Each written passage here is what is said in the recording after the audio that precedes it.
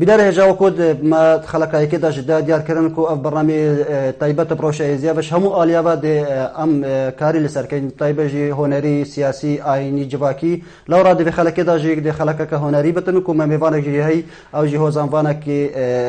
ازدی او جی میران صباح کو میوانه ایرود استودیا برنامه مور کنده لبریان بشینا نک میوانه خو د ام هون بشینا ولات المانیا او هنرمند که ازدی بناسین او جی اوستا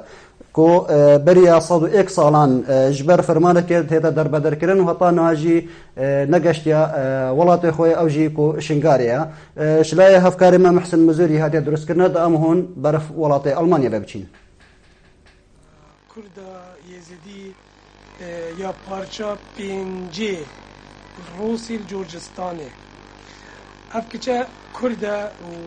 لودری زمانوی روسی بو و مدرسه‌وی هر وقت روسی ام حس کن بزانین اف کجا کرد چه ولی که هستیوی بوی دیار بید که کرده و زمان کردی بیت پیش وقتی ام دیف چون مزانی اوی که چه اولی زمان روسی هات پیش ترانیتوی روسی بود وقتی هاتی آلمانیا خوگار زمان روسی که زمان کردی استرانیت کردی بومد بیجی دنگی گلک خوشه ناویجی آبستان هنرمند ام حس کن امو هین تک سعکینه هنرمند آبستان که چبو ما حاضر کریه بویا میوان برنامه بادینان سات ابرو کرد. گلک سپاس. ام خواخا کردی ازدی ترکی شالی دیام با پیری علی دیام شقرسینه ترکیه. شکن دیدن برکینه با پیری علی باوی میشی شنگالینه شنگاری آری ایدی کنگ فرمان صاحب بو سرسری با پیری me سالا چند سالا 1915 بو تخمینم 1915 آری بله هنگی با پیریم گش کراوین چون بانزدان ارمنستانی و کردستانی و پاش یعنی رصدو یک ساله کردستانی و بو آری بله آری و اصلی امی دیمان گلکی کردی ازدی me گلکی من کردستانی و ارمنستانی و از خواهی روسیا مزن بومه عمری من 3 سالی بو چقدر خوش ازدی خان تجی دیدا خوردیمه چقدر خوش کردستان دیدا یلال شامه چقدر خوش ازدی خان تجی دیدا کچیمه چقدر خوش کردستان دیدا یلال شامه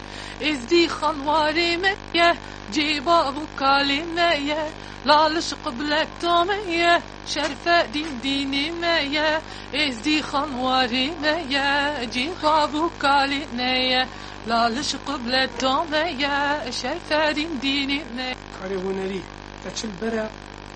باشا روجه بکی ها از کاری خدکن دو هفت کلیپی خود شیدکن آری یک شبوی ازدی خانم سنوی بود بله آری و کلیپه که بینشی من هی فکر نکرد لی از کاری خدکم چونکی 4 هفترانی می چی کلمه من خاخا آوازی من و قوتنی من خاخ نویسیه و اصلا نها کلیپه من یک درسته تی خویانی اوجی هنی که من مدل چی کرد لی به زمانی کردی بشی بچه جرمه بیجی من تبرتا استنالن لی چاوی من تدگرن برينا من هر شبي استبين انت تخونا من درماني من تخونا من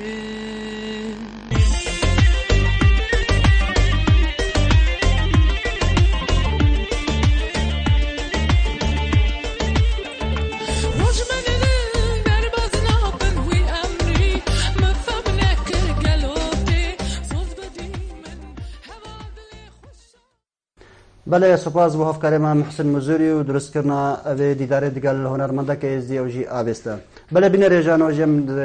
گل میوان خو گنگشه لسر کارت کرنا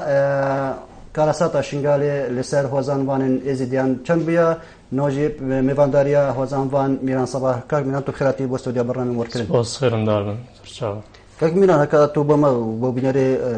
برنامج مركرن خب ده ناسين وتكنجي دستبكاري هوزان كريم از هالبزوا ميران صباح جاسم مش ناحية بعد رجدايق مصر قضاشي خانوا دست بك من هالبس خاندن بشترو خاندن رجيم غوربو وجزاروكيني هستي هالبس الدفن بيدا وكوز بشم ريكا بينوسي خو خدمتكي پیشکش خلق خو ملت خو كم ابجاوكو بهريك الدفن بيدا بو اس ريكا هالبس بقارن خدمتكي كيف بفرد مالوك پشتواني تكركوتو بردوامي بدي بيگوما پشتوانو بالدر زور بونو پشتواني سركي مال باطام بونو قلب ديتناتا هر کسی کارت بته هوزانوان يعني چاو راستي نه هر کسی بویتن بلکو هالبس شک بهره کل في انسانه کی همو کس نشین بنا استران بیش نشین بنا هالبزبان هر کی چا کارت کرنا خو هالبس دلوان کساکتن بگمان کو بهره کل في انسانی پیدا وت هالبس شوان بهره درست کردن هوزان دوید او کسایی چاب دای هوزان دیجیت کتن یعنی دوید توشی نخوشه که بید یعنی جی توشی اوینیه که بید یعنی جی کارسات تک سر دبید حتی کارت هوزانه که بنویسد یعنی جی چاوت تا نویسندن هوزان دید ناته هلبس یا بردوام علی یا دمینا بینن تم بگمان هلبس وان دوید اشیار بتن هر دم کی گنجای بتن و هلبس خلمش کی هلبس وانی دتن و بلکو هلبس وان گرتنا هلبس يعني دنا هلبس هو دمنين يعني شو هلبس شو دمكي وكنت بيجن هلبس يا بيسنورا نينا سنورا بيجي ازي الفيدامين ده هلبس كي وهونم بلكو هلبس الانسان يتجرتن هلبس وان بله بنا رجا هون كارم بريوان جمار لسر شاشه پیوان دی ما بکنو پیشداری د برنامه مورکن د بکنو تایبجی سروی بابتی بله کاک میران هکا تو بما پیشیدا بما هوزانک حاضر کرد بله هلبس لك سر شنگال بله راب شنگال نکوه هزرا مرنه نکوه راب شنگار نکوه هزرا مرنه نکوه آخاته فرمانای تو کفن سپید بر نکوه شنگال بو من دایکو دادی کانه یا ساوکانه دادی گورینا و آخاته بن هزارت وکا بغدادی شنگال تبمال دنی نادم حیف خوش ریکا تبادم بلاد سر آخاته بمرم فیداکار تمامادم تو شنگالا خورا گیری اوا جیهانش بورا گیری تو نامری و جناف ناچی چند تا بکن ناف آگیری شنگال افرمان نجارا بریه مانه دستی بن بریه مانه حیف هی هوار جینا مذی سرو بریه فرمان و کشتن مانه بسن جمرا ماهش مانه پسن ماهوش جخونه تیر نابن هوار خدا اف چکسن وان دجمنا بتفدا آلای خل سرت ودا هلو راب شنگالا من لجیهان نابو دنگیت ودا دست خوش بوی هوزانی و هوزانه که پر بخم بوجی پراستی که بیرا تو هوزان خود چا چید که تو اوبان هوزانه چا چید که چی ره که رونی چال گل مثلا تو بتنی رونی چید که یعنی جی تو بجین شکی بینید اتبر چا بتا چا بگمان هلبزبان لازم بارد خکی آرام دا بتن وقتی پینوسی دستی خود کتوب بیشتن که هلبسته که وهونتن میران شو که هلبزبانه که کدامه که گنجاو دا هلبسته نویسد تایبت هلبست کارستات شنگار کارتی کرنا کامازن المیرانی کرو گلک هلبزبانه تایبت مشیا کو از بطریا هلبستن خود سر شنگار وهونم بشم کو ریکا هلبست پیامه که بیهیم ناوی شنگار بله هر کی ریکا که کو هنرمند تو ری استرانی هوزان واش برای هوزانت خوبه دیدناتا تبحث هوزان وانا اکر دیدناتا حتی چرا دی حکومت هریمیان جهن شولجی هاری کاریا وان هوزان وارد میت ایزی کریا چی پنگاف هاویتی کو بتر بردامی ات وقتا گنجت وقتا بردامی ویکاری بدن بگمان دخوازمش حکومت هریمی و همو دامو دزگت میری شری و برین روشن بیری و راگاندنیم همو پارتولانی سیاسی بی جوازی خلگن مبکنه خدان بی فرق و جوازی بشین کو کارم باشتر انجام دن هکر کربشن دست خوشی لیت کم هکر نکر بشی دخوازم کو بتر گرینگی بگن مبدن و دا کارم باشتر انجام دن تو نبینی گلک شوان بجین هوزان وانا هنرمند روزنامه وانا نهایت نوا کمپا دابطه بت خلک ماشینگاری اتانو گرینگی پون نهات دانا کو ایروکا دنگی خو پریا وان کاروان هنری بین جهت شولجی بله دخوازم که خول گنجت ما بکنه خودم راستی گنجت ما خو کریه خودانه کاری نداره که هر چالاکی کی دو چالاک وانو هلبز وانو روزنامه وانت ما رولکی گرینگ کاره ساتا شنگال دا دیتینو کم ترخمی نکرینه و دخوازم جهت پیوندیدار گرینگی گنجت ما بدن داکو پیامه کی بريكا هلبستي و چالاکی و کارگیری خو پیامکی بو شنگال پیشکش. بله ما پیونده که در زمینه. ای بار باش. الو.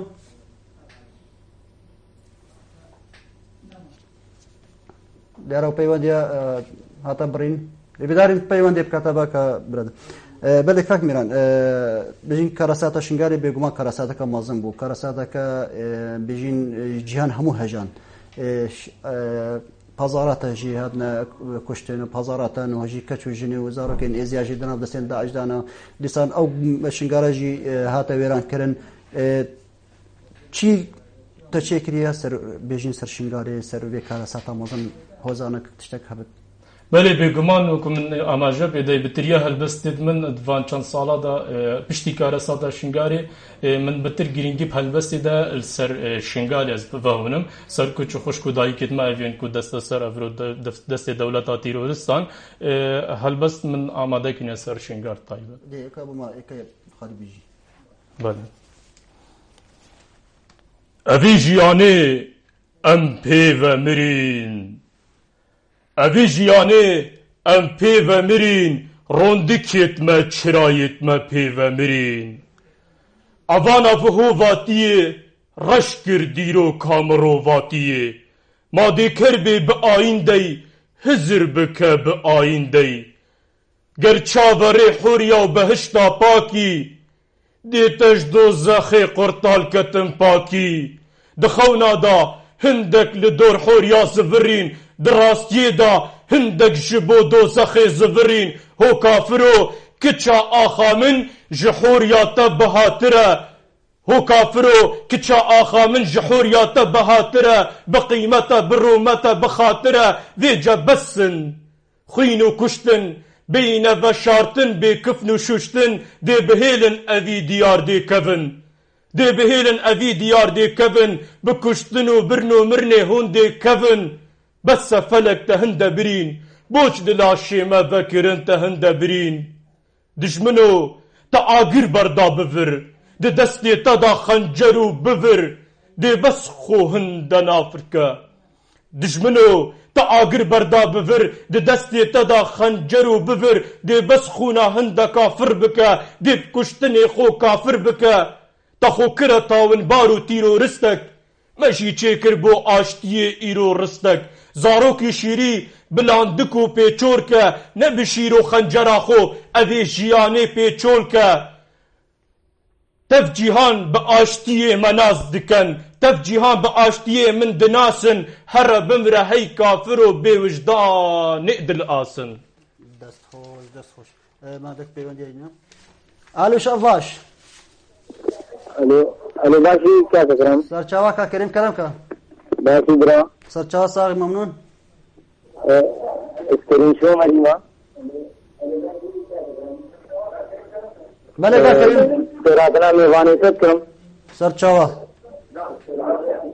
براستی او کام مزین که شنگان داد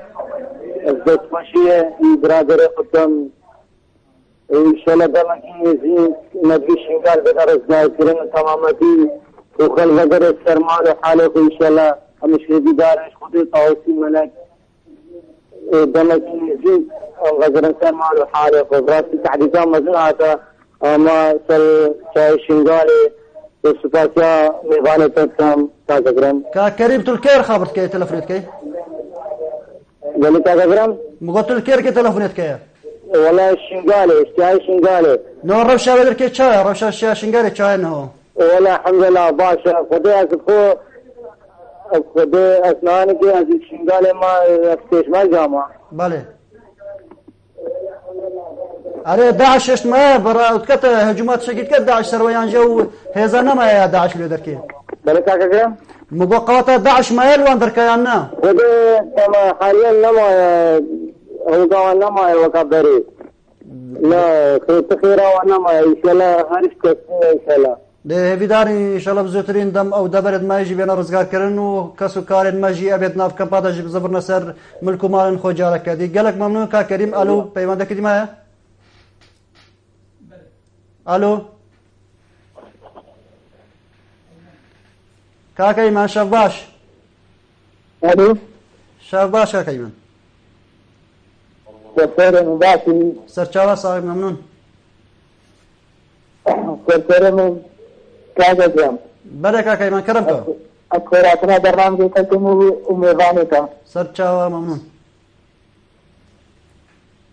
بەڵێ کەرم کە تە پرسیارێک شتەکەیە کاکەی من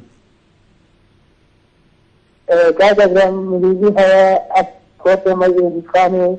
دەستەرکەواری خۆ بدەم ملیزی هەیە عميل آخر خبر هذا أثر متاري وكان ميلان هارد أمانيار يد الفنجان دنا من جيسة فنجان أزوان رميني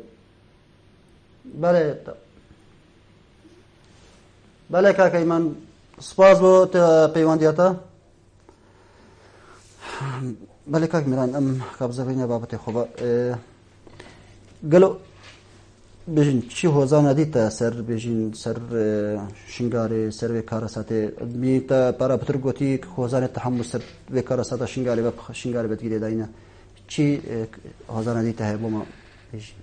بله براستی خدمت دامه هلبه سرشنگار ما آماده کردیم بخوازم بتره برای سرشنگار بیشن برکو چند بیشن سرشنگار هر کی ما چند خدمتی با شنگار کی برکو مدوید برای که هلبستا خوب بقاری بین روند که کدایی که برکو پیامه که بگینین برای که هلبستا که چند کو خدمت که بچو بخش که برای خوب پیش کش کن ان شاء الله به هزارتا جو که رمه که بنسنگ یدجمنی ده سپاس هلبستا که سر کچه خوش کت من نویانو دست دولت آتیرو ارستان انشالله بزودترین دام بزورم ودگو کچت وبو مبو کنو ودگو کچت وبو مخشکنو بوکت وجن برن ودگو کچت وبو مخشکنو بوکت وجن برن بلی ایرو و چپ مکر وکج گرتن وجن برن باور بکد دوزخی دا هون چه جارانا دا برن بلا دردیمه گلکی گرانه هون جی دب دردیمه مرن هوار خدا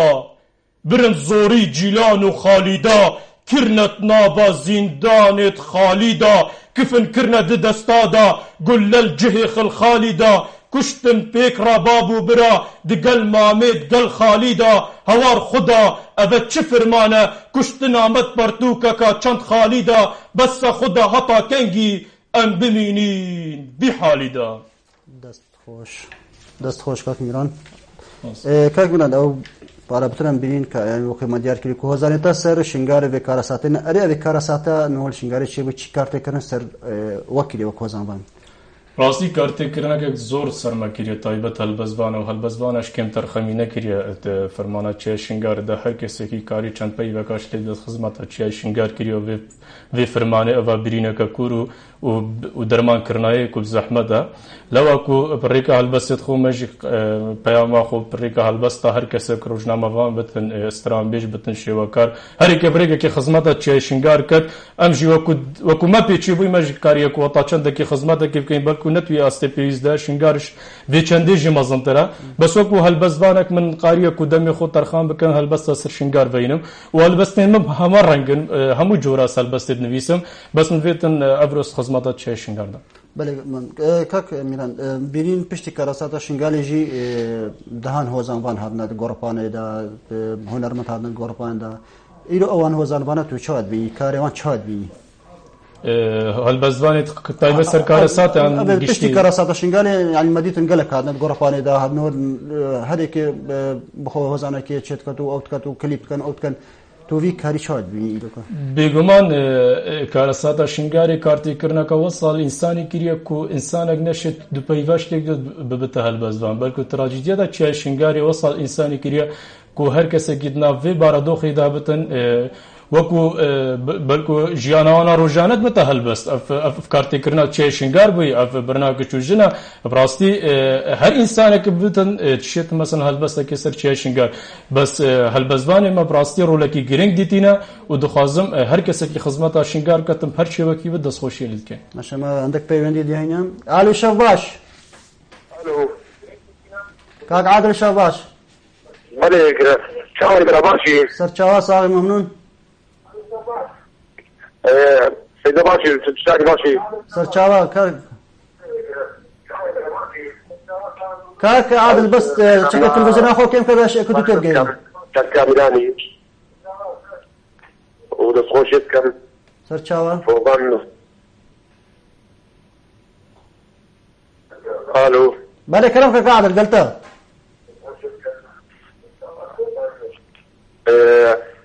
مازال قال لك يجي وصلنا احمد الرابن بوهال بس بعد شنقاري عم بيشمل بله طيب شي بسيرش كاك ميراني كاك عادل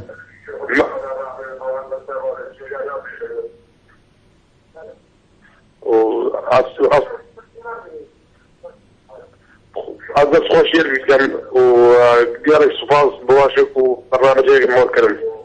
قالك ممنون صعب سباس پیوند كدمه شاف باش راكان هاتا برين تلفون بله بنا رجع امون جارة كدي بچينا ولات ألمانيا كو شاكي كاميرا بادينيان ساتو ستافي بيجين هفكاري ما للودركي حاضر ببرنامج موركرن كو شهيانك شش كيتشن زدي كويش دسن داعش هاتين رزقار كرن إيرو شهيانك بيجين خيزان بيكيان ششل بيك و الولايات ألمانيا أهنگك خوش دا أم هون ديسا بشنيا ولايات ألمانيا و أبي أهنگا خوش ببيني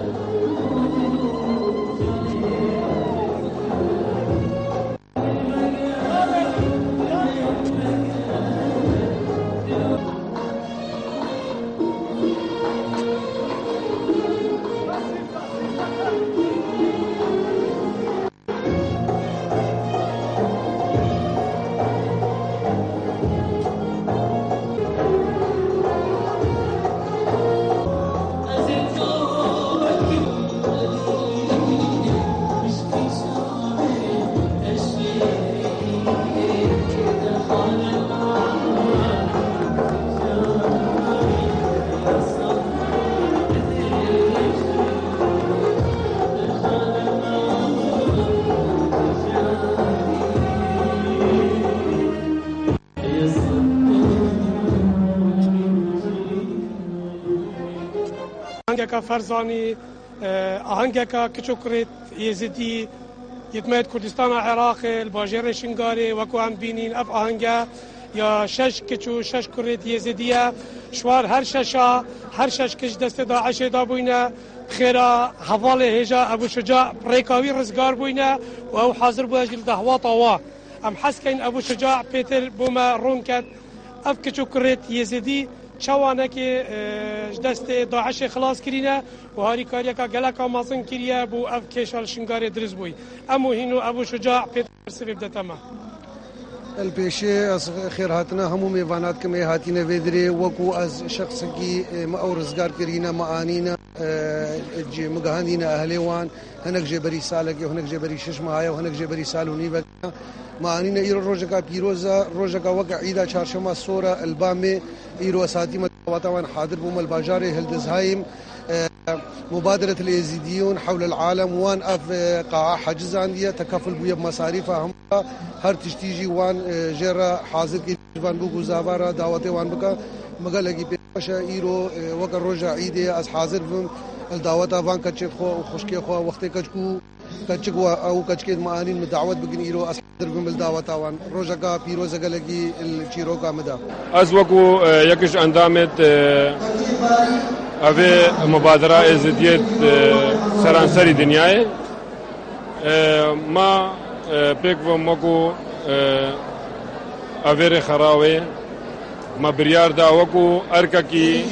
جواکی و ارکا کی آینی جی مل سر ملت خودی کو ام به دعوت برابن وان کچو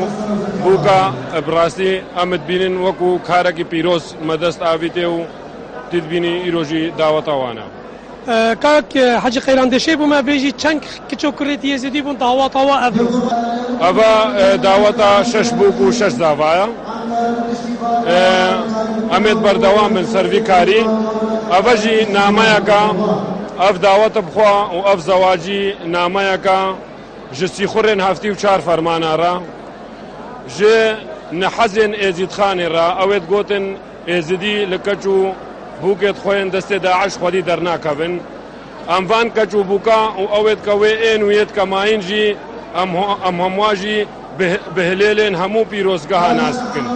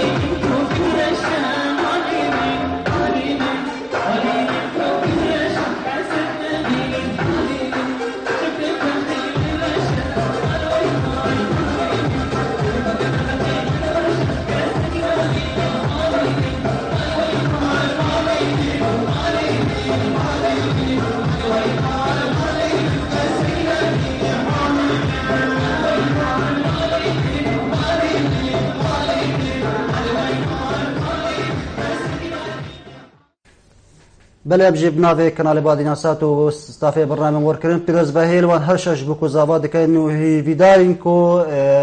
بتا جاو هنگا خوشيه كو بزوترين دم او كاتشو جنين ازدي دسين داعش دام ما ينجي اوجي بزبرنا سر ناف كسوكارن خودا جي هنگا كهوسا خوشترجي بوانجي وكاين وسوباز بو افكار ما محسن مزوري ودرس كرنا في رابورتي بلكك ميران وقت ديتي اب دوطا وان شش كچو جنين شش كچابون ايت كوج دسين داعش هاتين رزگار كرن يلو كب كيف خوشي ودينان انكو هاتن بخزار بكينان افرمان شدة الناف زياده راستی دستخوشی الوان کم اوه کاری که پیروز بوان کری برکو اوه نقشه که دیرو که دا تومار کر بلکو دیار بو جیانی که ازدی مثلا آینه که پیک و جیانت خوازت آشتیت خوازتن یکتر قبول کرنیت خوازتن او که چتما وید که دست دولت آهوانه دا رزگارد ببن بلکو او رو شهیانی توانت نگیران بلکو هر شهیانه که تیتا گیران دا پیروز گلت پیروزن نگما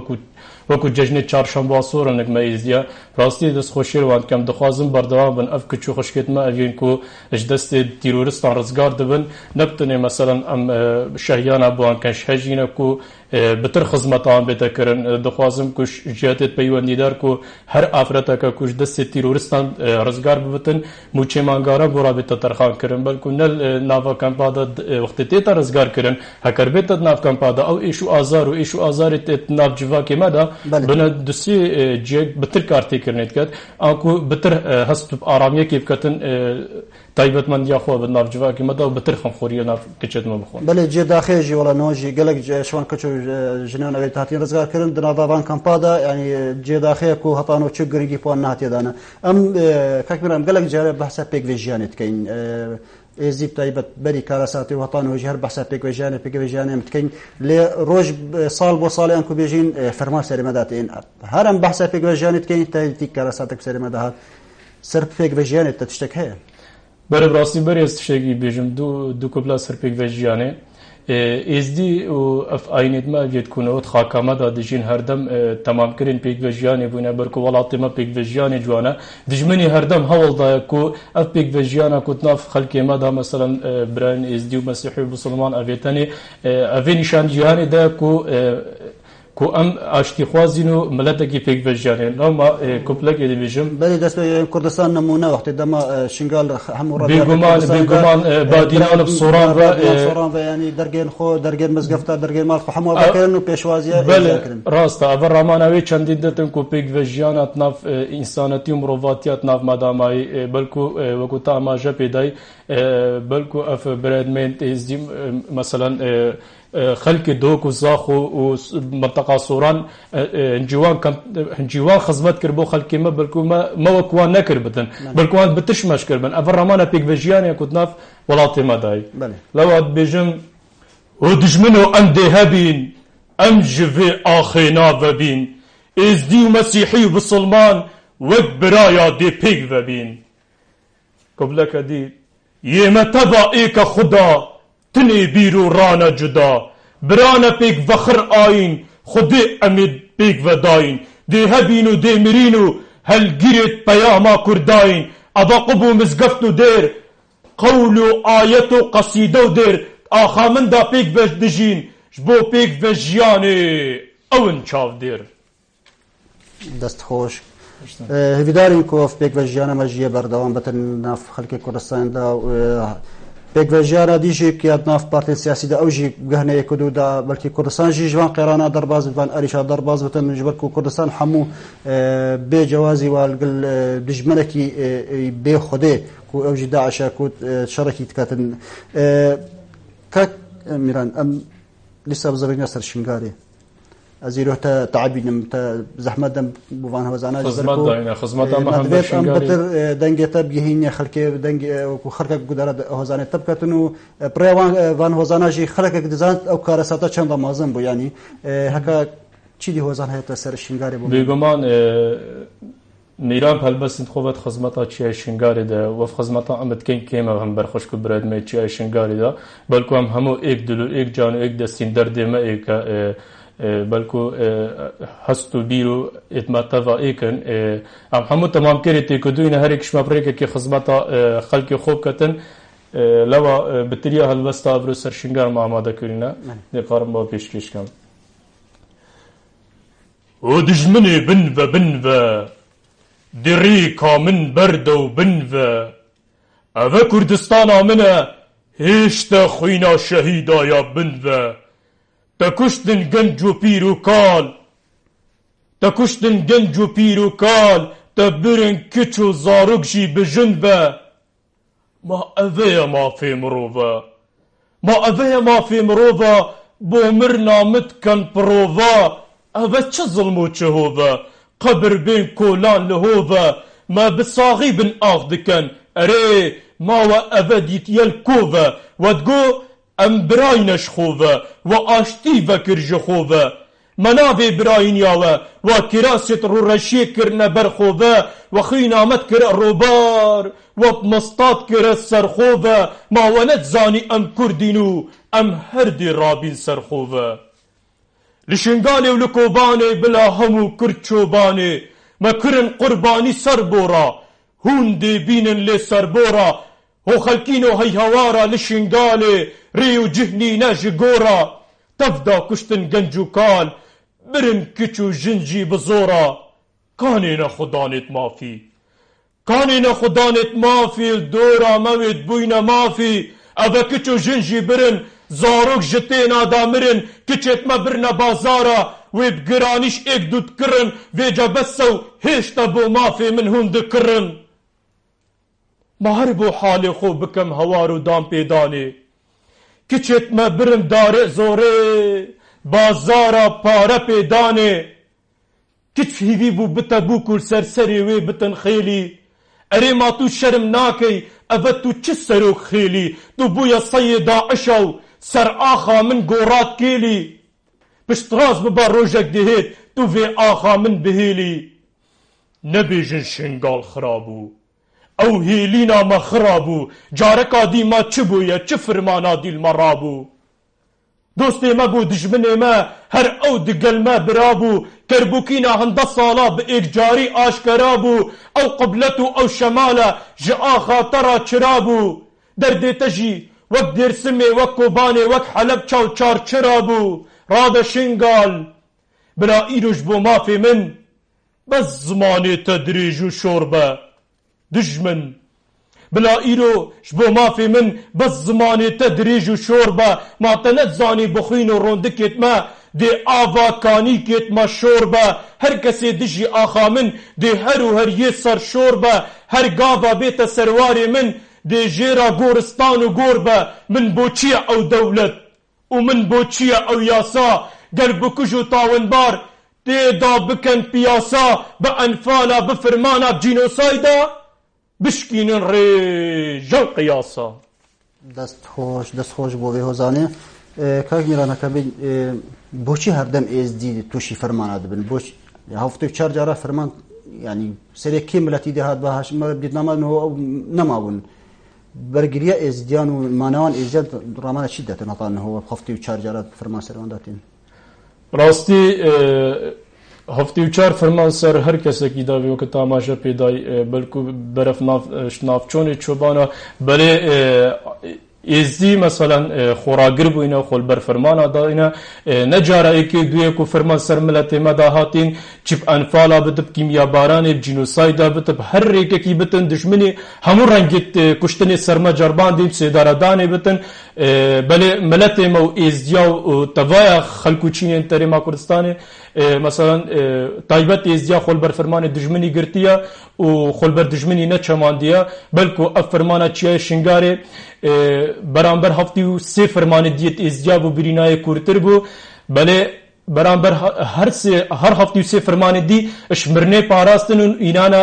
êzdî bi cîhanê da nas kirin belê te behsê firmana şingarê kir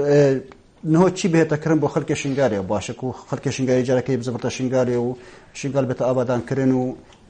çi bête kiriniye baş e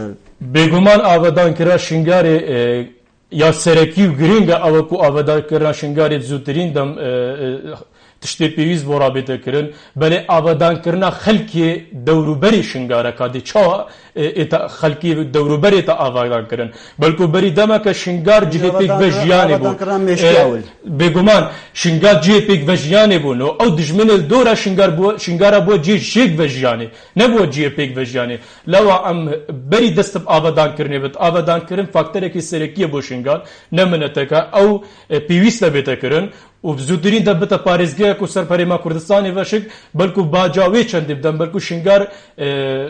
birîneke şingarê bite dermankirin bite parêzgeh û xelkê dewrûberê şingarê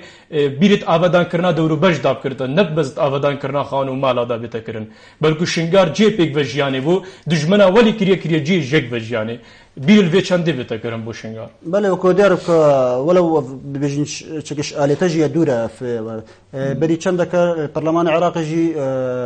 piştî pesend kirî ku bajarê embar bite bajarekî wêran kirî lê şingar havîne pêşguhavêtin ku nehatin nasandin bajarekî wêran kirî ev wê çi digihînetin îroka ji Parlemanê Iraqê ku bêjin Iraq hemû êk e boçî îroka şingal هاتە پشت گوهابێتن و هەزارات هاتنیە کوشەمەکی ماماژە پێدایی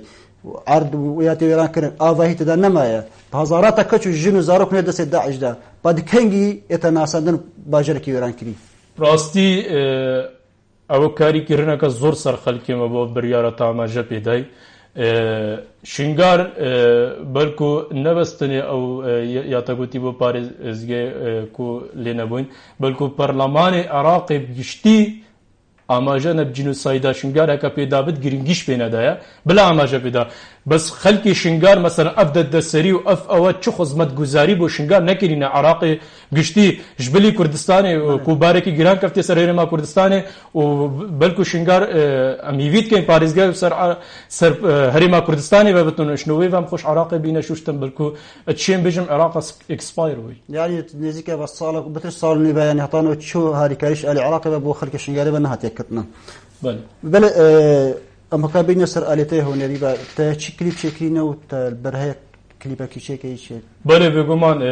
من کلیپێک سەر کۆنکوژیا گوندەی کۆچ و چێکرب ناوەنیشانên کۆچا کۆچ و سەر هەموو کەناڵی ڕاگەاندنی تێتە بەخشکردن مەکارێکی باش بۆ ڕاکرد ڕاستی کۆچ و ناسنامە جینۆسایدا چێ شنگاریە و پشکە شیریە فەرمانە شنگاری بەر کۆچ و کەفت کوشتن و وێرانکردن و بەلکو کۆچ و زەرەرەکە مەزن دیت شنگاری گشتی بەس کۆچ و تایبەتی من کلیپێک سەر کۆچ و چێکریە و ئیشەڵەت ئایندەدا دێکارن باشتر و خزمەتە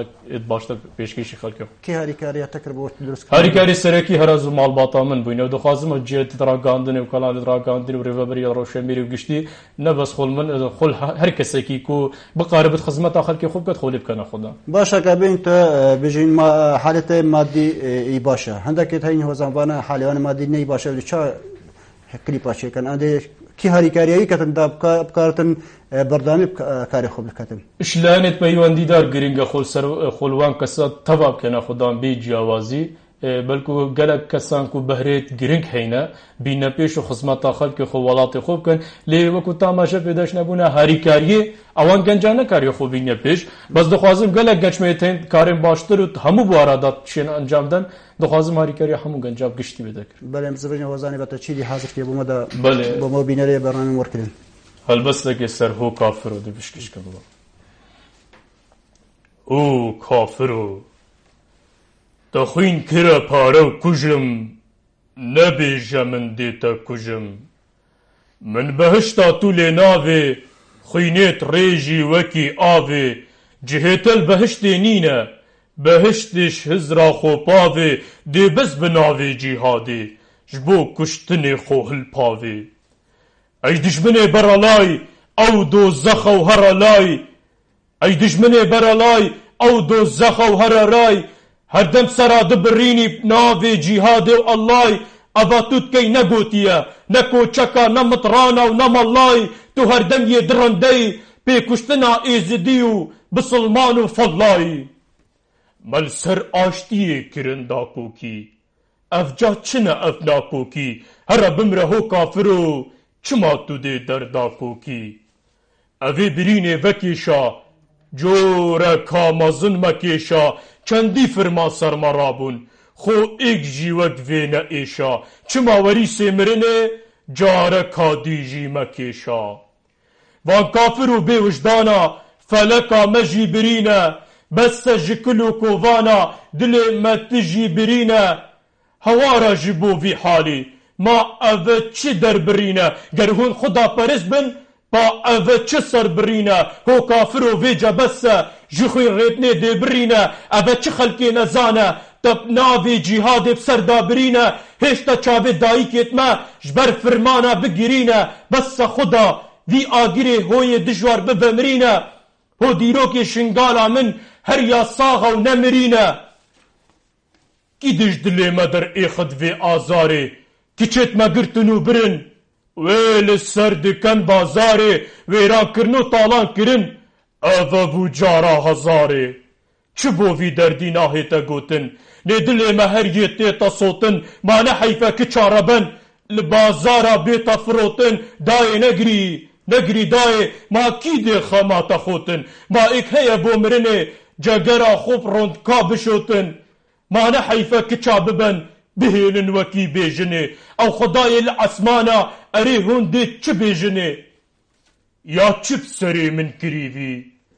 يا چپ سري من كريفي اف يمد قوت يه كريفي مالا من يا طالان كري بخو يا دابش كريب نيفي اي كافر درنده دي بسن ايدي مهانا كچت مد دستي ودانو بازاري بيت كان مهانا اري ما ونتزاني كريفت خويني ببهانا ابا ظالم ونيارن يتوكي وان اجدهانا دبي اصلا بي وجدانن نجبابكيو نجدهانا دست خوش بوتم اكان بين علي دي بجدار چی بجداری کینیت با هوزان دخول سراستی کردستان جدوی ولاتتنا چه بله کردستان تایبت بتریا فستیوالن مازن از بجدار بویم و تا استکی باش کو خلک کی شال بس مرازیه و قال هالبزبان نافدارش ما پیوندینو و بتریا فستیوالت مازن از بجدار بویم و دیدار و کانال دراگاندین و روزنامه سپاس به خود ماجی کاریا پنگا و کتباری هنری دا پاویژن و خدمتا گلی خو خلک خو بیشتی بک تا بجین اونک یا پنگا نابیت کو تو مثلا بجین اوید خود قال هوزان فانت تجدر بي ولات يعني عندك بيوندي تخوم كمتر اللي كان يكدوب ناسن محاولتنا كي قال هوزان فانت بله كردت باش تركيا سوريا وكو هنرمند ناسين يجدر بي ولاتي هالبزبانش بريكا فيسبوكي تورد جواكي كمالاتي ما بيوندي قال البزبانا هينا هنرمند وخلق كيف قشتي ما بيوندي هينا امجي بردوامي وخدمتا خلقي خدا وان شاء الله اينده دي بتر خدمتي بله قالك جاران يعني هوزان فان مدتيب آلي أفينيفا يعني هوزان تشيكينا إيروكا زربايا وان هوزان فانا كو أفينيا دايني آليكي ومثلا بكارسات وفرمانا بمجبين أبي چی جوازی دنا برابر دا شکلی بو يعني کارتی کنه خراب کدیه يعني سر او کو ایروکا أفيني هم بچنه آلي شری و کشتنو ای بله بگمان أفيني قال هر انسانه کیه بله أفينا ولاتي شك دفيا إنسان جرينجي بيبدت أفيني جلك رنجت أفيني هنا بيجمان فان كارساتو في درد سرياب سرقلي ماذا تبلكو أفينا مازن بو متف هالبزبانا بلكو شنقال أفينا مازن بو ماشي كو هالبستاب شنقال بونين أو أفيني بدوان چند سالا دا كو ماشي ام هالبستاب درد السري و خملو بدا شنگار ببهون ولی وقتی در دمی ماجی کم از بیم کمی مای پراستی مدیام بتل گلتم ما بین الگل هزانی تا کب دمایی هزان بوم بیجی بری ام خاطر خوش خالصی بله البته وکو مگو افرودیت خدمت شنگال دا بین بلکو هلبستت افینی و همه رنگ سلبستات بهونم بس ایرو پروگرام تایبت من ویا خدمت آب کم و پیام که هلبست خوب بیش کشی خلقی خوی شنگار بک دجمني ما لمو سلبو جيان همو لما سلبو دجمني ما لمو سلبو جيان لما همو سلبو كتشت ما قرتنو برن چما فلك لما دو دلبو شنغال چما بجارك آگري ترابو هلبو آخاطي رندو شپال چما ايروش خوني شلبو شنگالا من رابا ایرو دجمنه تا کورو شل بو چما ایرو فلکا تا لهمبری تا فاشل بو شورشا تا کچو خورتا ها ایرو که مل بو شنگالا من جبربرینا تا جیهان همو بخمل بو دست خوش سپاسیاتت که کتر آمده بی البرنامه مورکرن و هیویا سرکفتنی بودت خوازین انشالله زور سپاس بله بینه رجال در جماعت دمایا و خلک جی برنامه مورکرن حتی چهارشنبه کدی به منیت خوش یاده